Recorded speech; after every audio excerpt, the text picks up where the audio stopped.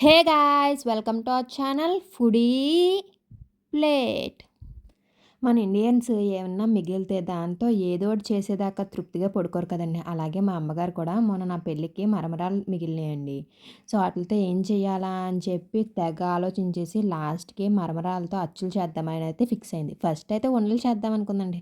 కానీ ఇప్పుడు ఆ ఉండలను పేకి తినలేక కష్టపడిపోతాం కదా మనం. అందుకు సర్లే అని చిక్కీస్ కింద ఇలాగ అచ్చుల కింద అయితే చేద్దామని ఫిక్స్ అయ్యింది. కరెక్ట్‌గా అదే టైంకి మా మేనత్త కూడా వచ్చారు. ఇంక ఇద్దరు కలిపి చిక్కీస్ చేయడానికైతే రెడీ అయిపోయారు. ఫస్ట్ అయితే ఆ మరమరాల్లో కొంచెం దుమ్ము అది ఉంటుంది కదండీ! అదంతా పోవడానికి ఇలా చాటలో అయితే జల్లించేసారండి. జల్లించేసి నీట్‌గా చేసేసారు ఫస్ట్ అయితే.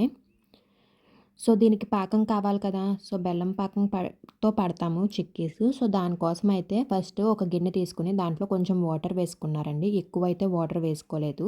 హాఫ్ కప్ ఆఫ్ వాటర్ అయితే తీసుకున్నామండి. అలాగే 200 గ్రామ్స్ ఆఫ్ తరిగిన బెల్లం తీసుకున్నాము. ఇప్పుడు మనం ఈ చిక్కీస్ 3 తవ్వల మరమరాలతో చేస్తున్నాము. సో, 3 తవ్వల మరమరాలకి 200 గ్రామ్స్ ఆఫ్ బెల్లం తీసుకున్నాము. సో, వాటర్‌లో బెల్లం వేసుకున్నాక, ఆ బెల్లం మొత్తం కరిగేదాకా ఉంచుకోండి. తర్వాత ఒకటి చెయ్యాలి. అదేంటో చెప్తాను మీకు. కట్ చేసేయి అంత. సో, బెల్లం కరిగేలోపైతే మేమైతే మరమరాలు తవ్వతో కొలుచుకుంటున్నామండి. సో, చూసారుగా ఈ తవ్వతో 3 అయితే తీసుకున్నాం. 3 తవ్వల మరమరాలు. సో, చూసారు కదా బెల్లం అయితే మొత్తం కరిగిపోయింది. ఇప్పుడు దీన్ని ఏం చేయాలంటే మనం వడగట్టుకోవాలండి. అది పాకం అవ్వకముందే. ఎందుకంటే బెల్లంలో కొంచెం దుమ్ము అలా ఉంటుందండి. నలకలు అలాగా. సో, అవన్నీ పోవడం కోసం అయితే మేమైతే వడగట్టుకుంటున్నాము. సో, ఈ విధంగా స్ట్రైనర్‌లోంచి వేరే గిన్నెలోకి ట్రాన్స్‌ఫర్ చేసేసుకోండి. దేంట్లో అయితే మీరు పాకం రెడీ చేసుకోవాలో కొంచెం వెడల్పు గిన్నె పెట్టుకోండి పాకానికి. ఎందుకంటే మనం మరమరాలని తర్వాత దీంట్లోకే ట్రాన్స్‌ఫర్ చేసుకుంటాము. సో, మొత్తం మిక్స్ చేసుకునేడానికి వీలుగా ఉండే పెద్ద గిన్నె తీసుకోండి. సో, చూసారు కదా! ఇలాగ మొత్తం దాంట్లోకి ట్రాన్స్‌ఫర్ చేశాక ఇలాగ ఒక గరిటెతో అలా కలుపుతూ ఉండాలండి. కలుపుతూ ఉంటే మీకు పాకం అనేది రెడీ అవుతుంది. ఏంటండి మా ఛానల్ సబ్స్క్రైబ్ చేసుకోలేదు? ఒకసారి ఎళ్లి సబ్స్క్రైబ్ చేసుకోవచ్చు కదా! మీరు సబ్స్క్రైబ్ చేసుకుని లైక్, వీడియో నచ్చితే లైక్, అలాగే కామెంట్స్ చేస్తే ఇంకా మన వీడియోస్ చాలా మందికి రీచ్ అవుతాయండి. సో, సబ్స్క్రైబ్ చేసుకుని వీడియో నచ్చితే లైక్ చేయండి. అలాగే కామెంట్స్ కూడా పెట్టండి. సో, పాకం రెడీ అయ్యేలోపు మరమరాల్లో అయితే కొంచెం పెప్పర్ పౌడర్ వేసుకుంటున్నామండి. అలాగే యాలకుల పొడి కూడా వేసుకున్నాము. వేసుకున్నాక ఇప్పుడు మనం అది మిక్స్ చేసుకున్నాక ఒక పళ్ళెం అయితే తీసుకున్నాము. మీ ఇష్టం మీరు దేంట్లో అయితే అచ్చు వేసుకోవాలనుకుంటున్నారో అది తీసుకోండి. పళ్ళెం, ప్లేట్ ఆర్ ఏదో ఒకటి మీకు ఏది అవైలబుల్ ఉంటే అది. సో, దాని మీద మొత్తం అంతా నెయ్యిని స్ప్రెడ్ చేసుకోండి మొత్తం అంతా. ప్లేట్ ఆర్ పళ్ళెం అంతా స్ప్రెడ్ చేసుకొని పక్కన పెట్టుకోండి. చూసారుగా మనకి పాకం దగ్గరవుతుంది. పాకం రెడీ అవుతుంది. సో, మీరు పాకం రెడీ అయిందా లేదా అని ఎలా చెక్ చేస్తారు? మా ఇంట్లో అయితే వాటర్ తీసుకుని గిన్నెలో ఆ పాకాన్ని వేస్తారండి. వేశాక ఇలా చేత్తో ఇలాగ నలిపితే ఉండ కింద వస్తుందండి. జెల్లీ కింద. చూసారుగా? అలా అయింది అంటే పాకం అయితే రెడీ అయిపోయినట్టే.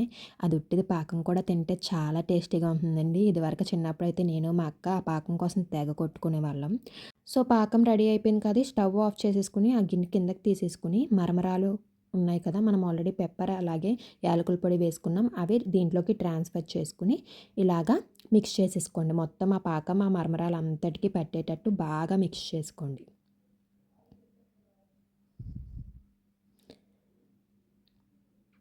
సో, ఇదంతా బాగా మిక్స్ చేసేసుకున్నాక దీన్ని ఇందాక మనం పళ్ళెం తీసుకున్నాం కదండీ! దాంట్లోకి ట్రాన్స్‌ఫర్ చేసుకోవాలి. సో, చూసుకోండి జాగ్రత్తగా మిక్స్ చేసుకోండి. అండ్ మొత్తం అంతా ఈవెన్‌గా పాకం పట్టేటట్టు మిక్స్ చేసుకోండి. సో, చూసారు కదా! ఇలాగా ఆ పళ్ళెంలోకి అయితే ట్రాన్స్‌ఫర్ చేసేసుకున్నాము. ఇప్పుడు మనకు అచ్చు కింద కావాలి కాబట్టి మొత్తం పళ్ళెమంతా ఈవెన్‌గా స్ప్రెడ్ చేసుకొని దాన్ని గట్టిగా ప్రెస్ చేసుకోవాలి. మనకు అచ్చుల కింద రావడం కోసం.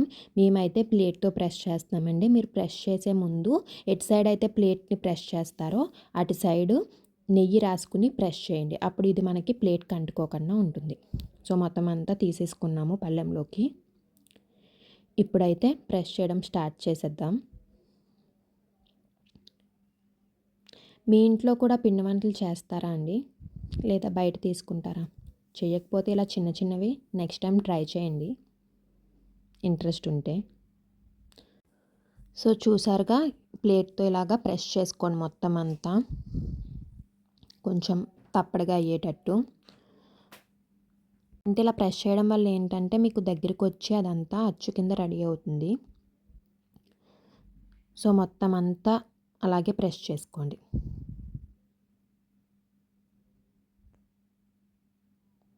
మీ ఇంట్లో మరమరాలు ఉంటే మీరేం ట్రై చేస్తారు? హాట్ ఇష్టమైన వాళ్ళైతే బజ్జీ మిక్స్చర్ ఇలా అన్నీ చేసుకుంటారు కదా! మా భీమవరం బజ్జీ మిక్స్చర్‌కి అయితే వేరే లెవెల్ ఫ్యాన్ బేస్ ఉంటుందండి.